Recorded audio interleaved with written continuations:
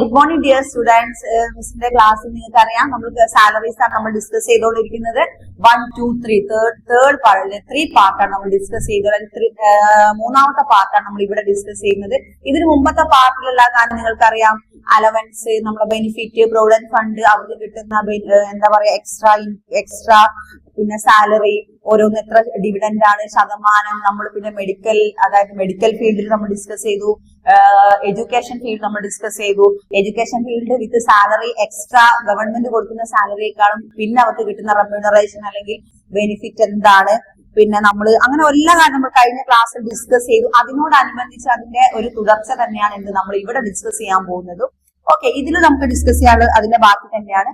അതായത് provident fund schemes എന്തൊക്കെയാണ്, പെർക്യൂസൈഡ്സ്, what is പെർക്യൂസൈഡ്സ്.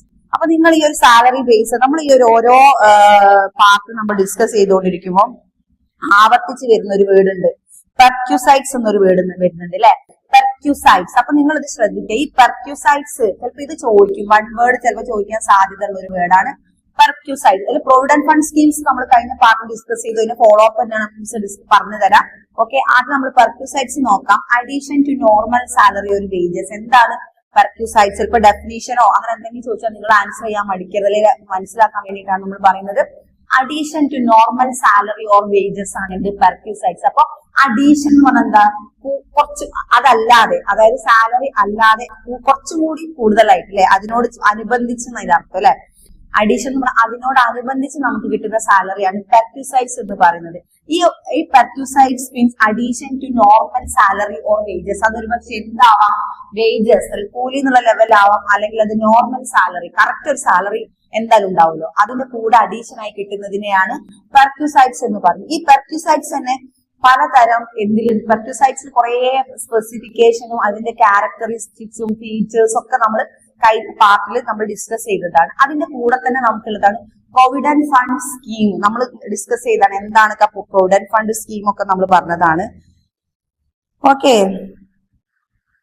അപ്പോ പെർക്യൂസൈഡ്സ് മിസ് ഒന്നുകൂടി ജസ്റ്റ് ഒന്ന് വായിക്കാം. It's perquisites is casual benefit or which are made of available to employees additional normal salary or wages. മറന്നു പോകരുത്. Perquisites may be other in cash or kind. അത് cash ആയിട്ടില്ലേ, ക്യാഷിനായിട്ടാണ് നമുക്ക് സാലറി കിട്ടും, അത് ശ്രദ്ധിക്കുക. നെക്സ്റ്റ് ഡെഫിനേഷൻ ഓഫ് പെർക്യൂസൈഡ്സ് നമ്മൾ കഴിഞ്ഞ പാർട്ട് ഈ സാലറി 2 നമ്മൾ നേരത്തെ ഡെഫിനേഷൻ നമ്മൾ ഡിസ്കസ് ചെയ്തതാണ്. പിന്നെ അതിൽ വരുന്നത് പിന്നെ ഇൻഷുറൻസ്, അവർക്ക് കിട്ടുന്ന ഇൻഷുറൻസും കാര്യങ്ങളൊക്കെ നമ്മൾ അതിൽ ഡിസ്കസ് ചെയ്തതാണ്. Tax free perquisite all employees, medical അതായത് ടാക്സ് ഫ്രീ പെർക്യൂസ്. ഈ പെർക്യൂസൈഡ്സ് തന്നെ ഉണ്ട് ടാക്സ് ഫ്രീ എന്ന് പറഞ്ഞിട്ട് ഒരു ഇവർക്ക് കിട്ടുന്ന ബെനിഫിറ്റ് ഉണ്ട്. അത് ചിലപ്പോൾ എസ് എ ചോദിക്കും കേട്ടോ. പെർക്യൂസിഡ്സിൽ തന്നെ ഒന്നുകൂടി പറഞ്ഞുതരാം. പെർക്യൂസിഡ്സ് എന്ന് പറയുന്ന ഈ വിഭാഗത്തില് അതായത് ഇവർക്ക് എന്ത് കിട്ടുന്നുണ്ട്, ടാക്സ് ഫ്രീ എന്ന് പറഞ്ഞിട്ട് ഒരു സംഭവം, all employees tax free benefit എന്നാണ് അതിന്റെ പേര്. Okay, tax free benefit. Tax free benefit അത് ഇതെന്ത് ചോദിക്കാം, എസ് എ ക്വസ്റ്റ്യന് സാധ്യതയുണ്ട്. ടാക്സ് ഫ്രീ എന്തിനൊക്കെയാണ് ഇവർക്ക് ടാക്സ് ഫ്രീ ബെനിഫിറ്റ് കിട്ടുന്നത് നോക്കാം. മെഡിക്കൽ ബെനിഫിറ്റ് കിട്ടുന്നുണ്ട്. ടീ ഓർ സ്നാക്സ് പ്രൊവൈഡ് ഓഫീസോ ഫാക്ടറി. ഇനിയിപ്പോ അത് ഗവൺമെന്റ് ഓറിയന്റഡ് ആണെങ്കിൽ അവർക്ക് എന്തും കൂടി ഉണ്ട്, ടീ ഓർ സ്നാക്സ് കിട്ടാനുള്ള ഒരു അതൊക്കെ ടാക്സ് ഫ്രീ ബെനിഫിറ്റ് പെർക്യൂസൈഡ്സിന് വരുന്നതാണ്. Next transport facility, conveyance facility, residence of work place to vice versa. അതായത് വർക്ക് പ്ലേസിൽ നിന്ന് അവർക്ക് അങ്ങോട്ട് പോകാനും ഇങ്ങോട്ട് വരാനും റെസിഡൻസിലേക്ക് വരാനും ഉള്ള ടാക്സ് ഫ്രീ, അതായത് എന്ത് കിട്ടുന്നുണ്ട്, ബെനിഫിറ്റ്, ട്രാൻസ്പോർട്ടേഷൻ ഫെസിലിറ്റി കിട്ടുന്നുണ്ട്. Employees contribution to staff group insurance of scheme അല്ലെ, എംപ്ലോയീസിന് ഇൻഷുറൻസ് സ്കീം കിട്ടുന്നുണ്ട്. അപ്പൊ മിസ് എത്ര പറഞ്ഞു, 1, 2, 3, 4 ആയി. Then 5th one use of laptop or computer of employee. 5th one use of അവർക്ക് ഗവൺമെന്റിൽ നിന്ന് എന്ത് കിട്ടുന്നത്, അവരുടെ വർക്ക് ഓറിയന്റഡ് ആയിട്ട് ചിലപ്പോൾ എന്താവാം, കൊറോണ അല്ലെങ്കിൽ എന്തെങ്കിലും രോഗങ്ങളോ എന്തെങ്കിലും പ്രശ്നങ്ങളോ കൊടുങ്കാറ്റോ മഴ പേമാരി അങ്ങനെ പലതും സംഭവിക്കാം. അവർക്ക് എന്ത് ചെയ്യണം, ഇപ്പോഴത്തെ ടെക്നോളജി പണ്ടൊന്നും ഇങ്ങനെയല്ല അല്ലെ, പണ്ട് വർക്ക് ഫ്രം ഹോം എന്നുള്ള ഒരു കൺസെപ്റ്റ് ഇല്ല. ഇപ്പോഴാണ് വർക്ക് ഫ്രം ഹോം ഒക്കെ തുടങ്ങി അല്ലെ. ഗവൺമെന്റ് എംപ്ലോയീസിനായി ആർക്കാണെങ്കിൽ പ്രൈവറ്റ് ഫേമിന് എന്തുണ്ട്, പിന്നെ വർക്ക് ഫ്രം ഹോം എന്ന് പറഞ്ഞ കൺസെപ്റ്റ് ഉണ്ട്. കാരണം നമുക്ക് എന്തെങ്കിലും ദുരന്തങ്ങളോ പ്രശ്നങ്ങളോ വരുമ്പോ ജോലി സ്ഥലത്തേക്ക് എത്താതിരിക്കുന്ന സമയം അങ്ങനെ പറ്റാതിരിക്കുമ്പോ വീട്ടിൽ നിന്നും ചെയ്തിട്ട് വർക്ക് എന്ത് നടക്കും അല്ലെ, വർക്ക് ഫ്രം ഹോമിൽ നടക്കും. അപ്പൊ എന്ത് വേണം, ലാപ്ടോപ്പ് വേണം. അതൊക്കെ ഗവൺമെന്റ് എംപ്ലോയീസിന് കിട്ടുന്നുണ്ട്. Facilities to transfer course of training. പിന്നെ എന്ത് അവർക്ക് ട്രെയിനിങ് ഉണ്ടല്ലോ അല്ലെ, അതറിയില്ലേ, നമുക്ക് എല്ലാത്തിനും ഒരു ട്രെയിനിങ് ഉണ്ട്. ഫെസിലിറ്റീസ് ടു ടെലഫോൺ ഉണ്ട്, ടെലഫോൺ ഫെസിലിറ്റി കൊടുക്കുന്നുണ്ട്. ദാൻ ഔട്ട്സൈഡ് ഓഫ് ഇന്ത്യയിലേക്ക് പോകുമ്പോൾ എന്ത് പെർക്യൂസിറ്റ്സിന് ഔട്ട്സൈഡ് ഓഫ് ഇന്ത്യയിലേക്ക് പോകുമ്പോൾ അതിന് ട്രാൻസാക്ഷൻ ചാർജ് കൊടുക്കുന്നുണ്ട്. യൂസ് ഓഫ് ലാപ്ടോപ്പിന്റെ കമ്പ്യൂട്ടറോ ലാപ്ടോപ്പോ എന്താ വേണ്ട വെച്ചാൽ കൊടുക്കുന്നുണ്ട്. Interest free of concessional loan അവർക്ക് ലോൺ എടുക്കും, അതിന് കൺസെഷൻ ഓഫ് ഇൻട്രസ്റ്റ് അത് കൊടുക്കുന്നുണ്ട്. Perquisites provide outside of India facility to telephone and facility refresher course or training, payment of accidental insurance premium. Accidental insurance scheme, accident പറ്റിയാൽ അവർക്ക് insurance സ്കീമിൽ എന്തെങ്കിലും premium, ഇതൊക്കെ ആർക്കാണ് പെർക്യൂസിറ്റ്സിൽ കിട്ടുന്ന ബെനിഫിറ്റ് ആണ്. ഇതൊരു എസ്എ ക്വസ്റ്റ്യൻ പ്രതീക്ഷിക്കാം, കാരണം ഒരു 16-17 പോയിന്റ് ഇതിലുണ്ട്. ഓക്കെ, അപ്പൊ നിങ്ങൾ പോയിന്റ് വൈസ് തന്നെ എഴുതുക. Then educational facility of children to employee, അവരെ എംപ്ലോയിന്റെ കുട്ടികൾക്ക് ചിൽഡ്രൻസിന് എന്തുണ്ട്, എഡ്യൂക്കേഷണൽ ഫെസിലിറ്റീസ് കൊടുക്കും. Tax paid by employee by non monetary perquisite, leave travel concession, leave travel എന്തെങ്കിലും പ്രശ്നങ്ങളൊക്കെ ഉണ്ട് ലീവിനുള്ള കൺസെഷൻ.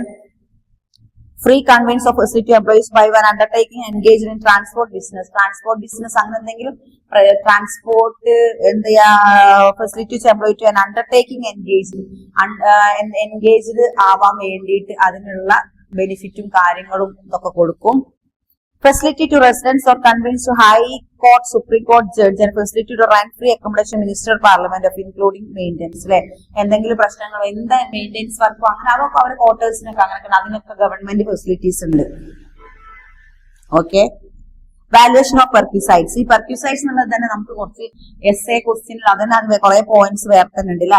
അതായത് വാല്യുവേഷൻ ഓഫ് പെർക്യൂസൈറ്റ്സ് ഓൾ എംപ്ലോയീസ് എന്നാൽ വാല്യുവേഷൻ കൊടുത്ത റെന്റ് ഫ്രീ അക്കോമഡേഷൻ ആയിരിക്കും ഗവൺമെന്റ് എംപ്ലോയീസ് അല്ലെ. The followings are included under these category. Employees of central state government, അതായത് റെന്റ് ഫ്രീ അക്കോമഡേഷൻ ആർക്ക് പെർക്യൂസൈറ്റ്സ് എന്ന് പറയുന്ന ഒരു വിഭാഗത്തിൽ ഗവൺമെന്റ് എംപ്ലോയീസിന്റെ എന്താണ് കാറ്റഗറി, അവരുടെ ഫീച്ചേഴ്സ് നോക്കുകയാണ്. എംപ്ലോയീസ് ഓഫ് സെൻട്രൽ ഓർ ഇവർ ഗവൺമെന്റ് എംപ്ലോയി ഇങ്ങനെ നമ്മൾ റിപ്പീറ്റ് ചെയ്യുന്നത്. എന്ത് ഗവൺമെന്റ് എംപ്ലോയിയാ പറയുന്നത്? Central or state government employee ആയിരിക്കണം. മിസ് നേരത്തെ പറഞ്ഞ ഈ ഫീച്ചേഴ്സും ക്യാരക്ടേഴ്സും കുറെ കൺഫ്യൂഷൻ കൊടുക്കുന്നുണ്ട്. ഇവർക്കൊക്കെ എന്തായിരിക്കണം? സ്റ്റേറ്റ് ഗവൺമെന്റിന്റെയോ അല്ലെങ്കിൽ സെൻട്രൽ ഗവൺമെന്റിന്റെ കീഴിൽ work ചെയ്യുന്നവരായിരിക്കണം. Okay, government employees of deputation are presently serving with anybody to undertake under the control of government. Foreign government employee did not include with category. Foreign government, വിദേശ government ഇതിലേക്ക് ഉൾപ്പെടില്ല കേട്ടോ. Not included in foreign government. Only our government or state government or central government. Okay, they included in second category. Then other than government employees and types of rent-free accommodation. Okay, നേരത്തെ പറഞ്ഞപ്പോൾ the accommodation of provided employee may be one of the following two category. അപ്പൊ ഈ ഒരു central of state government കീഴിൽ work ചെയ്യുന്ന നമ്മുടെ ഈ എംപ്ലോയീസിന് extra കൊടുക്കുന്നതാണ് unfurnished accommodation and furnished accommodation. ഈ അക്കോമഡേഷൻ താമസ സൗകര്യം ഉണ്ടല്ലോ, അക്കോമഡേഷൻ താമസം, അവർക്ക് താമസിക്കുന്ന ആ ഒരു സംഭവം. അപ്പൊ അതിൽ തന്നെ രണ്ട് തരം അക്കോമഡേഷൻ ഉണ്ട് ഗവൺമെന്റ് എംപ്ലോയിക്ക്. That is unfurnished accommodation and furnished accommodation. Okay, അതിൽ unfurnished accommodation which is not fine kitchen in furniture other things unfurnished, അല്ലെ അൺഫർണിഷ്ഡ് ആവും. അതിലൊക്കെ മൊത്തം ഫർണിച്ചേഴ്സ് അൺഫർണിഷ്ഡ് ആവും.